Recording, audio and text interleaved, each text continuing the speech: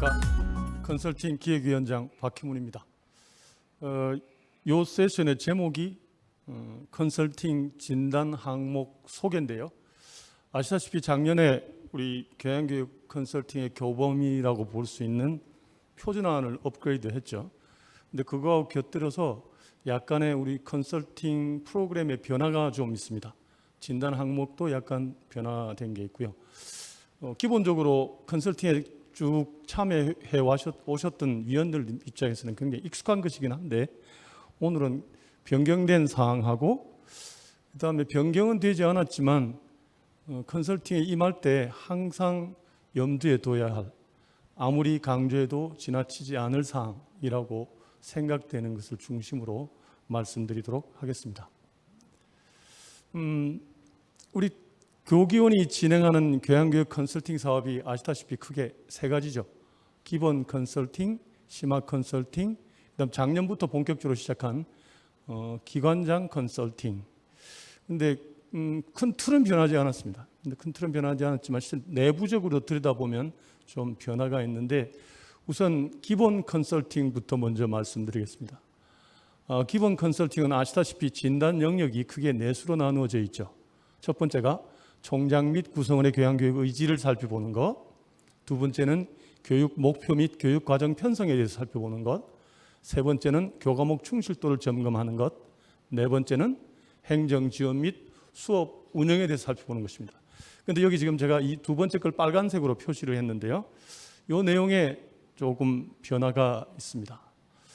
잘 아시다시피 우리가 컨설팅에 임하게 되면 여기 지금 제가 카피해 놓은 진단 항목표가 있습니다. 기본 컨설팅 진행할 때 진단 영역별, 진단 기준. 그래서 이게 꽤 잘 돼 있죠. 특히 우리 컨설팅에 참여하는 위원들은 확인할 사항이랑 고려할 사항, 이것에 근거해서 각 대학이 사전에 작성해서 제출한 자체 진단 보고서를 보고 이제 판단 또는 컨설팅을 하셔야 되는데 제가 일부러 위에 노란 글로 마킹을 했습니다. 서면 평가 전 필독. 조금 전에 말씀드렸듯이 컨설팅 시 컨설턴트가 확인 고려해야 할 사항 요것만 잘 체크하셔도 크게 벗어나지 않게 진단에 컨설팅에 임할 수 있는데 어떻게 하다 보면 가끔 이거 조금 잊어버리고 좀 자의적으로 해석하거나 자기 경험에 비추어서 진단을 하는 경우가 가끔 있을 수 있습니다. 그래서 제가 굳이 강조드리는 게 꼭 컨설팅에 임하기 전에는 이 진단 기준을 숙지하시고 이거에 비추어서 해 주시면 좋겠다는 임해 주시면 좋겠다는 건데 두 번째 항목에 변화된 사항을 제가 그 중에서도 2-2 교육과정의 편성 및 개선 부분에 변화된 게 있어서 말씀드립니다. 진단 항목 2.2.2에서 2.2.4에 해당하는 것 중에 이건 아주 사소한 것이긴 하지만 기초문해교육, 자유학예 교육, 체험 소양 교육으로 우리 기존에 불렀던 기본교육, 교양교육, 소양교육 명칭을 바꿨죠. 그 다음에 조금 이따 구성표를 보여드리겠지만 순서도 조금 바꿔놓긴 했는데 일단 용어가 바뀌었다는 거 하나, 물론 정의도 일부 조금 수정, 보완한 게 있기는 합니다. 그 다음에 2.2.5 항목에 기초학업 능력 강화를 위한 항목이 새로 신설됐습니다.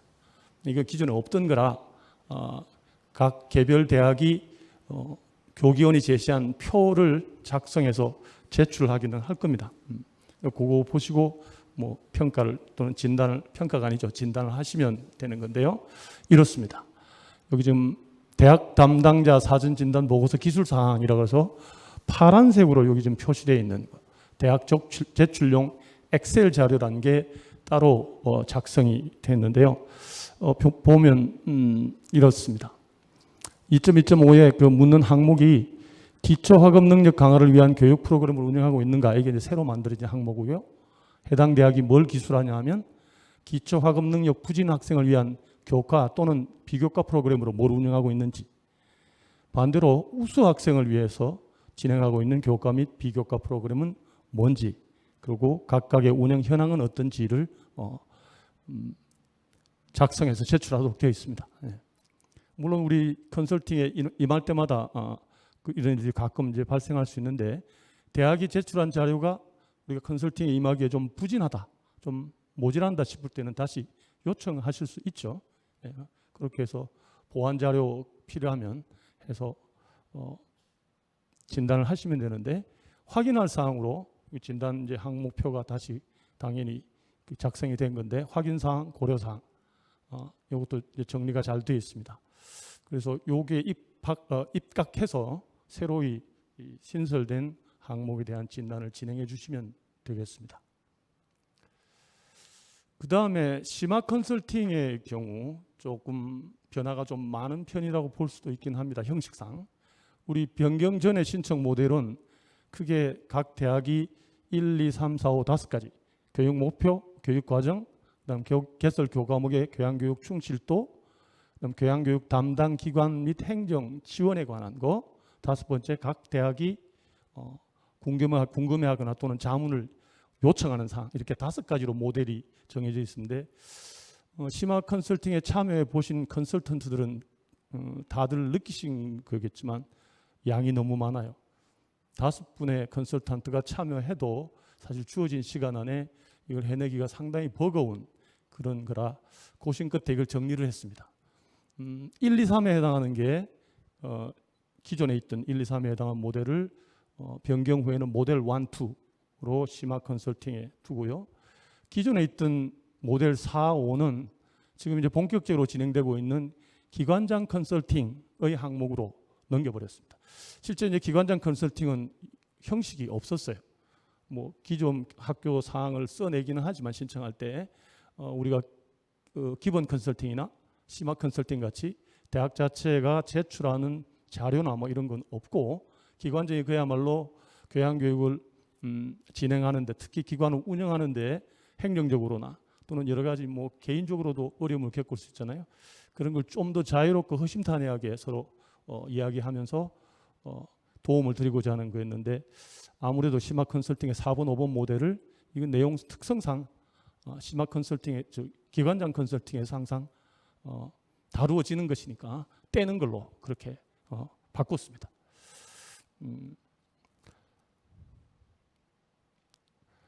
그래서 심화 컨설팅의 신청 전 1번 모델인 교육과정 개편안, 2번 모델인 개설 과목 충실도 점검, 요게 바뀐 게 요 2가지로 바뀌었고요.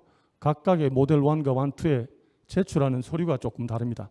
공통 제출 서류가 있고요. 이건 뭐 예전과 기본적으로 같은데, 1번 모델의 경우는 제출 자료가 사실은 자유 형식이고, 공통 제출 자료 빼고 나면 따로 교기원에서 제출하러 요구하는 게 없는데, 2번의 경우 개설 교과목 충실도 점검의 경우는 새로운 양식을 좀 만들었습니다.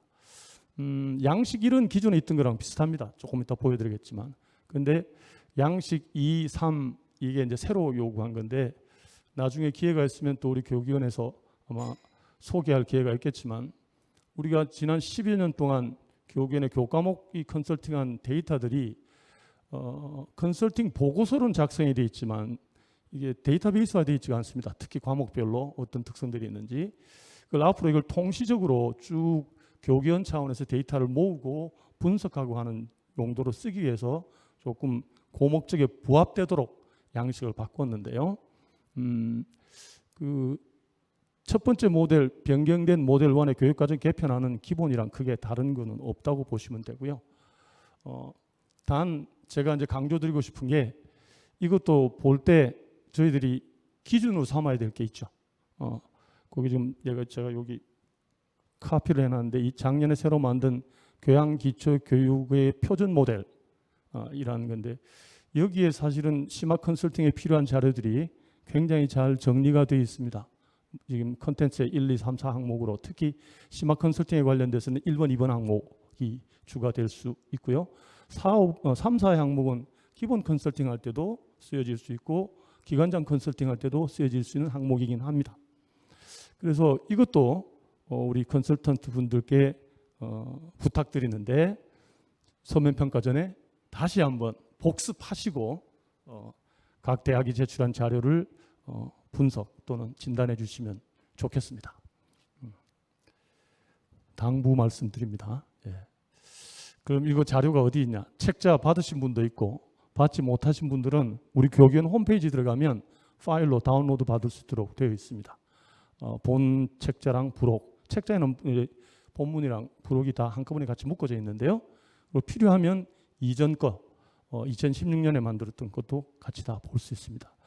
그래서 뭐 경우에 따라서는 현장에서 적용할 때 또는 각자 적용할 때 조금 아쉬움이 있기는 하겠지만 그래도 여러분들이 기준으로 삼아서 할 수 있는 자료가 교육위원 차원에서 또는 기억위원회 차원에서 잘 만들어져 있으니까 적극 활용하시고 그것을 기준으로 컨설팅에 임해 주시기를 재차 당부 말씀드립니다. 자, 그러면 이제 심화 컨설팅 모델 1의 검토 기준이라고 나와 있는 거에 목표, 교과 과목 구성 이런 내용들을 다시 한번 잘 정리되어 있으니까 살펴봐 주시길 바라고요. 요 목표는 뭐 크게 변화된 건 없습니다. 그런데 아까도 말씀드렸듯이 이제 그 구성에 있어서 자유학의 교육, 그다음 기초문해 교육, 기초교양 교육이죠. 그다음에 체험 소양 교육 이렇게 서로 바꿔놓은 것들에 대한 것들을 정의 또는 기술을 조금씩 바꿔놨고요. 그다음에 이 자유학의 교육을 어떻게 구성하느냐 할 때 크게 세 가지 모델이 있죠. 첫 번째와 두 번째, 첫 번째는 이 표 위로 나와 있는 학문 중심형 자유학의 교육 과정하고 두 번째가 주제 중심형 자유학의 영역 구분은 이미 각 대학들이 각각 대학의 사정에 따라서 잘 적용하고 있는 것인데요. 새로이 제시된 게 여기 예시 3이라고 되어 있는 학문 분류와 주제 분류의 연계라고 되어 있는 부분은 제가 지금 이 진단 항목 소개 끝나고 난 다음에 우리 홍성기 교수께서 자세히 어떤 기준으로 작성했고 실제 적용할 때 어떤 일들이 있을 수 있는지를 제 발표 끝난 다음에 자세히 설명할 기회가 있으니까 그건 생략하도록 하겠습니다. 어쨌든 자유학의 영역 구분은 크게 세 가지 틀에 근거해서 각 대학이 채택해서 작성할 수 있다. 그렇게 봐주시면 되겠습니다. 기초문해 교육은 기본 것과 크게 다른 것은 없는데 저기 세부 영역에 나와 있는 표 3 아래쪽에 4번, 5번 이게 기준이랑 조금 다르다고 볼 수 있겠죠.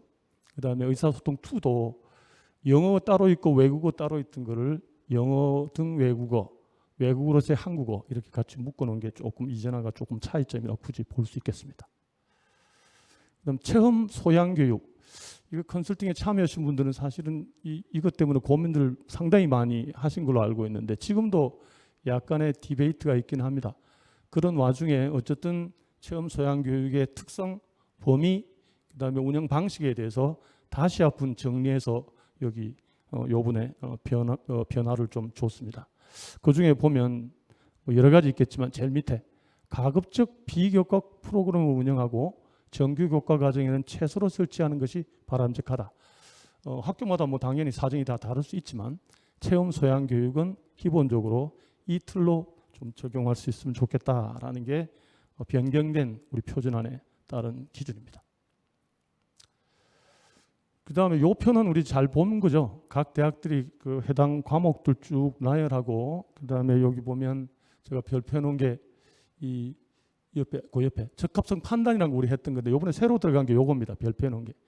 각 대학이 가지고 있던 과목들을 우리 교견이 정한 세 가지 영역 자유학의 기초문해 체험 소양 어디에 속하는지를 다 얼로케이션 해달라는 겁니다. 이게 우리 나중에 통계 처리할 때 어떻게 이제 모을 수 있게 물론 각 대학이 자의적으로 판단하는 것일 수 있겠지만 교견이 정한 기준에 따라서 각 대학이 운영하고 있는 과목들이 여기 어디에 적합한지를 써주게 하는 거고요.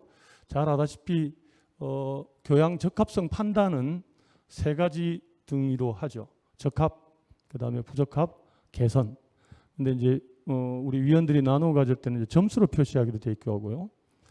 그 다음에 이 적합성 판정은 원칙적으로 강의 계획서를 기본으로 하는 거기 때문에 강의 계획서가 없는 경우, 강의 계획서가 제출되지 않은 경우는 보류하는 걸로 그렇게 하는데 제가 여기서 좀 강조드리고 싶은 거는 요겁니다. 비고란, 기술이라고 되어 있는데 앞에 대부분 보면 적합성 판단은 뭐 당연히 하셔야 되니까 잘 하시는데 그 적합성 판단한 기준에 대해서 기술을 너무 간략하게 해주셔가지고 실제 저희들은 판정되면 끝이지만 해당 대학에서는 이거는 이제 교과 과정을 개편하거나 해당 교과 과목의 개폐에 대한 기준이 될 수 있는 것들이거든요. 특히 적합한 거는 뭐 고민할 필요 없죠. 그런데 좀 미흡하거나 개선 여지가 아주 큰 것들은 왜 그런지를 정확하게 기술해 주셔야 해당 학교의 교양 담당자가 해당 과목 담당 강사에게 설명할 수 있는 근거가 되는 거기 때문에 이걸 좀 자세히 기술해 주십사. 귀찮기는 하지만 실제 컨설팅 받는 해당 대학 입장에서는 굉장히 중요한 자료이기 때문에 좀 이렇게 표현하면 어폐가 있는데 성의 있게 잘 작성해 주시기를 부탁드립니다. 그 다음에 자유학교 교육과정도 교육위원회에서 정한 게 따로 표를 만들고 영역을 이렇게 표준 모델 2에 따라서 학문 분야별로 어디에 맞는지 이렇게 좀 나눠달라라고 표를 이건 새로 만든 겁니다. 부탁드린 거고요. 그 다음에 교양교육 교과목 현황은 기존에 자료들이 잘 따라오던 거죠. 잘 아다시피 이 자료가 꼭 필요한 이유는 해당 교과목이 뭐 개설 여부를 보는 것도 있지만 실제 분반까지 다 나와서 몇 명이 각각 듣고 있고 어떤 전공의 학생들이 어떤 식으로 분반이 형성되는가 분석할 수 있는 중요한 자료라 교육위원이 이번에도 이거 좀 관심 있게 해당 대학에 요구하는 자료로 표를 작성하도록 요구하고 있습니다. 그 다음에 개설 교과목 충실도 검토 이거 뭐 다 잘 알고 계신 내용입니다. 아무리 강조해도 지나치지 않은 건데 제가 여기 또 썼습니다. 서면 평가 좀 비뚝해 달라. 표준 모델의 기존 틀들이 잘 작성되어 있죠. 적극적 기준 이거는 이제 이런 것들이 교양 교육에 적합하다라고 기술해 놓은 것이고요. 그래서 그 적극적 기준이 자규학예 교육의 경우 어떻다라고 설명했는데 여기 지금 이중설강이라는 게 나와 있습니다. 이 경우에 따라서는 해당 대학도 좀 거꾸로 해석하는 경우도 있고 우리 컨설턴트들도 가끔 좀 헷갈려 하시는 경우들이 있긴 한데 아마 여러분 이게 잘 이 표준안 해설서를 잘 읽어보시면 이중설강을 허용하는 기본 전제 조건은 해당 교과목을 운영하는 또는 담당하고 있는 전공이 개설된 경우 개설되어 있는 대학의 경우 이게 가능하다고 일단 정해놨고요. 뭐 쉽게 설명하면 이런 것입니다. 동일한 교과목을 전공 과목과 교양 기초 과목으로 동시에 개설할 수 있는데 당연히 교과목 번호는 따로 부여하는 것이고요. 해당 과목을 개설하는 학생은 전공 기초로 듣는 거니까 교양으로 들 수 없는 것이고 비전공자가 그 과목을 교양 과목으로 들을 수 있게 그렇게 정해놓은 것입니다. 여기 지금 보면 적극적 기준에 대한 뭐 용어들 가끔 보면 자유학예에 포함될 수 있는 교양 교과목은 핵심적인 주제를 갖고 넓은 시각으로 다양한 관점에서 유기적 통일성을 갖는 그런 교과목이어야 되고 교과목이 또한 그것은 통합적이고 개방적인 그러면서도 시의적절한 그런 성격을 갖도록 구성되어야 한다라고 잘 정의되어 있습니다. 그 다음에 기초문해 교육의 경우도 뭐 이 특성은 기본적으로 잘 알고 있는 것들이 똑같고요. 체험 소양 교육의 경우 그 사회적 체험과 심미적 체험 그게 두 부류로 나누어져 있는 특성을 가지고 있습니다. 이것도 기존에 잘 알고 있던 내용들이긴 합니다. 소극적 기준은 아시다시피 이런 것들은 교양 과목이 될 수 없다라고 이야기하는 것들입니다.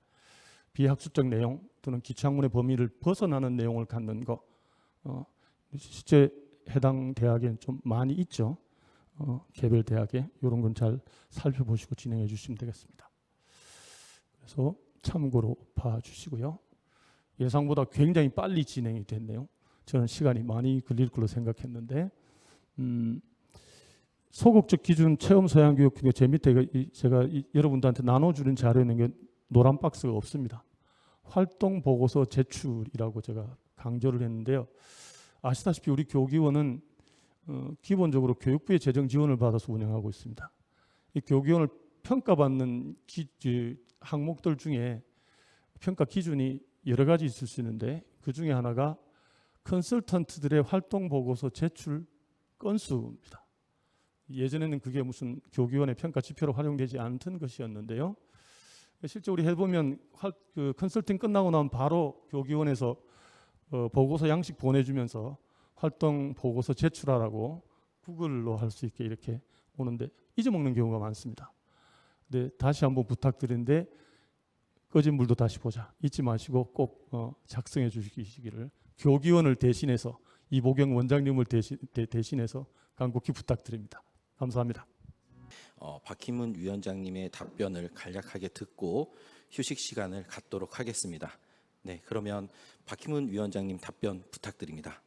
제가 발표한 내용에 대해서 질문을 2가지 해주셨더라고요.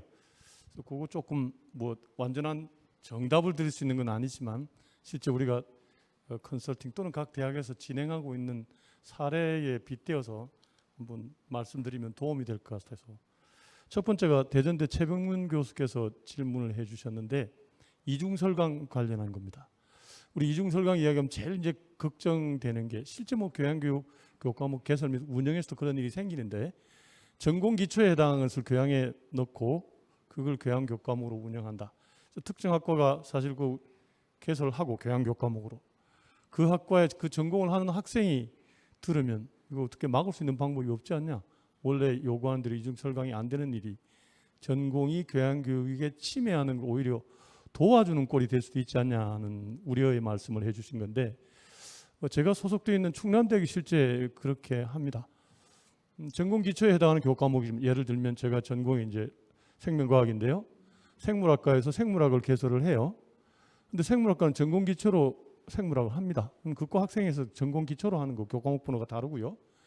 교양에 개설을 하면 그 과목은 생물학 전공자는 수강할 수가 없습니다. 물론 이제 각 대학이 전산 시스템이 그걸 걸러낼 수 있게 되느냐 안 되냐가 문제이긴 한데 기본적으로 특정 전공학과가 특정 종류의 교양 과목을 개설하게 되면 그 전공 학생은 그 교양 과목을 못 듣게 되어 있습니다. 그게 1차적으로 접근할 수 있는 방법 중에 하나고요. 그 다음에 제가 어느 대학에 컨설팅을 하다가 그런 걸 제안한 적이 있는데 공과대학 같은 경우에 수학, 물리는 기본적으로 다 듣거든요.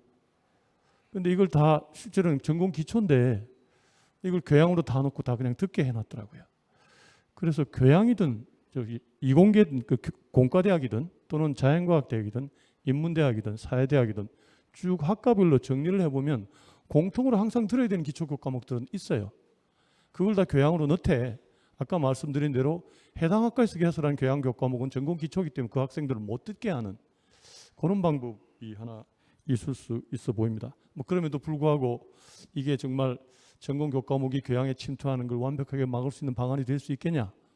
근데 뭐 결정적으로 제가 단정적으로 말씀드리기 좀 곤란하지만 어쨌든 그런 식으로 전공 기초에 해당하는 걸 교양 교육 과목으로 개설되기는 해야 되는데 물론 성격도 좀 바꿔야 되는 게 하긴 하지만 제목으로 볼 때 그런 이 사례가 있다는 걸 말씀드립니다.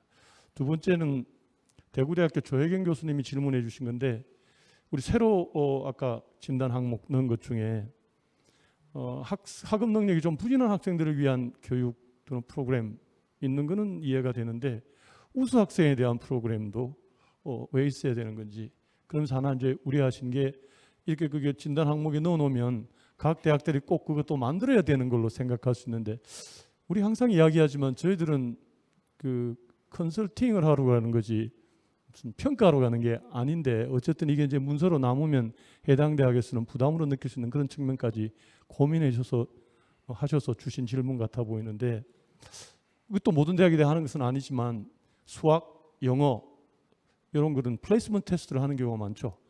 시험 발표하고 나서 입학하기 전 사이에 그래서 학력 수준을 최소한 3단계 또는 3단계로 나누어서 일정 점수 이상 되는 친구들은 교양교육 과목 들을 수 있는 자격이 되는데 그거 되지 않는 친구들은 기초에 해당하는 것을 그 하위 거를 학점하고 상관없이 입학 전에 프로그램을 듣든지 그렇게 정해놓고 그 다음에 특정 점수 이상으로 수준 이상으로 그 점수를 수준이 도달한 친구들은 그 과목 수강을 면제해주고 대신에 다른 교육 과목을 들 수 있는 여지를 만들어줘야죠.